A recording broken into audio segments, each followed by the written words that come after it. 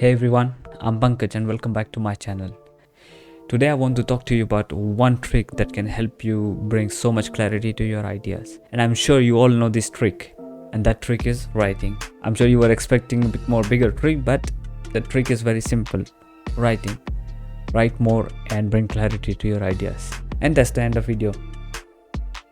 Just kidding.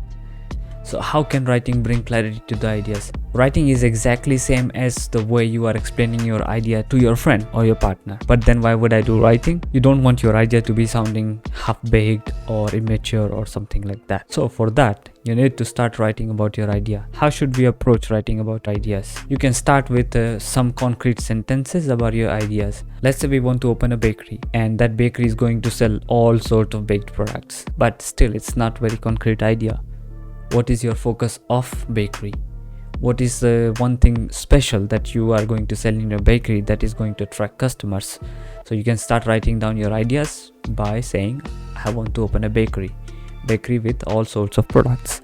But what is the specialty? Maybe you want to specialize in bread, or you want to specialize in cakes, or you want to specialize in something else that is baked itself. So with writing process, you brought your idea to paper. Now you can show this paper and that gives a clear idea of what the idea is. Now second process is when you have a long forming idea and you don't know what exactly to write. In that same manner, when you're thinking about something, you are thinking in 1,000 possible ways or 1,000 possible directions, and these directions kind of distract you from the primary thing that you really wanted to achieve. That is the idea of baking. So when you're writing, you have to pick a goal about the writing. Let's say for the bakery, what would be my unique selling product or USP? And then you kept noting those small pointers that would be the key elements of your bakery. Let's say you are going to bake for children. So for children, you have to take care of different kind of allergies, different cakes with a different kind of frosting, different colors, different designs itself. So these are your unique selling points. So you are targeting your audience as the children, and the product is the cakes for them. Of course, they are not going to buy themselves. Their parents are going to buy, but whatever parents are going to buy, they would be buying for their children. So that's what you have written down. So that's how you have concluded your idea to a bakery which is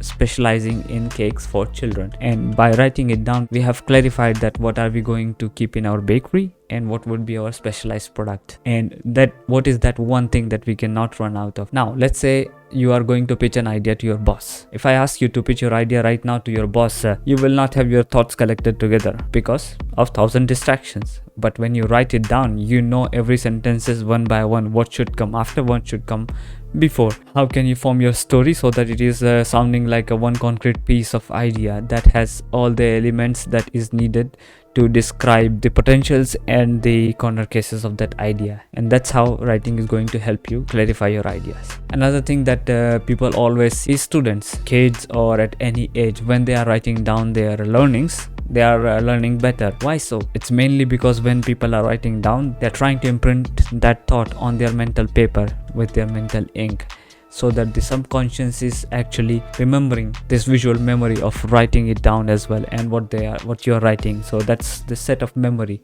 you writing down with the content that you're writing.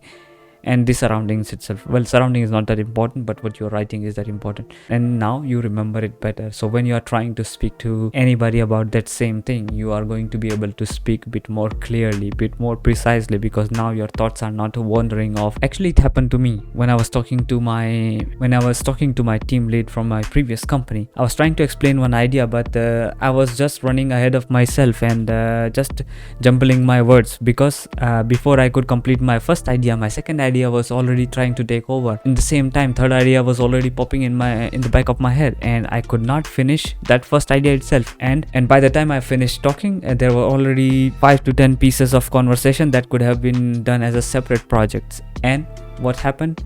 We ended up doing nothing. Instead, what should I have done is that I go with one idea on a piece of paper, and then I would show a presentation or anything. It's not about just the visual aesthetics, but something that is very concrete, people can read, take with them, and do some questioning around it. By the end of that job, I presented an idea of monorepos to the company, and idea was only about one thing, bringing all the projects under one repository. and that helped many people to think about just one direction, ask questions that can concern their part. Like let's say DevOps is concerned about how to deploy these things, and front-end developers are concerned about how would they develop quickly enough, are they going to step on each other's toes or not. So these kind of questions were asked much more frequently, but if I had put more ideas in that single idea, it would have become more heavier, and the chances of saying no to this idea would have gone much more higher. And with accepting one idea, we started working on that one project that would bring more value to the company and the people working on that set of tooling itself. So that's why writing is very important. You have to write somewhere, either on a piece of paper or on a digital document, but the goal is to finish it. Now you can say this document could be very huge, so I don't want to start and then wait for finishing it, but you can achieve this goal by making a small segmented task for yourself. As in previous video, we talked about setting a small enough goal so that you can achieve in shorter time. That you can do here as well. You want to set a timer for yourself and to do attached to that timer that in next 1 hour I want to get the introduction done, what people want to see as a problem set and what is the solution. 4 or 5 lines for the problem, 1 or 2 lines for the solution, and that's the introduction. All the technical details will come later, and that way you have time boxed your task itself, that in 1 hour you have to finish this, and you are only concerned about introduction. What comes later, we will think about it later. And that way you can get these things a bit more precisely and in a timely manner. And bringing these ideas to reality, these to-dos or writing some set of text is already related to each other. So the more you write, the more clear you will be thinking. One thing I will always recommend is that go to pen and paper, because there is no other thing that you could be doing when you are writing. You cannot be thinking about something else. You cannot be with one hand scrolling your feed and writing from other hand.